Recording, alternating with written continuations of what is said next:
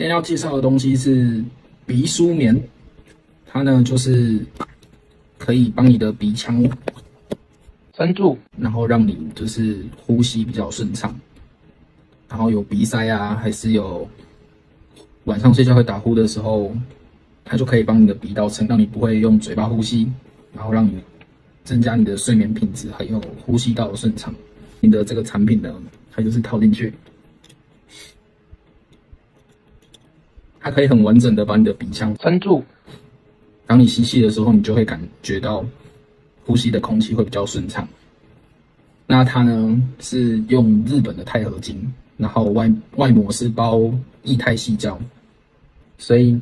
还蛮亲肤的，不用担心说你在使用上戴起来会有异物感。那它呢可以220度消毒，直接用清水冲洗就可以了。那我这2天使用下来的话，平常白天戴的话是觉得呼吸就比较顺畅，然后打呼的部分，因为每个人打呼的症状是什么其实都不太一样，但是我睡觉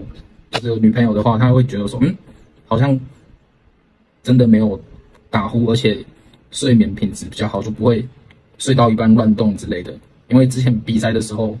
可能因为呼吸不顺畅，所以就会睡眠品质比较差。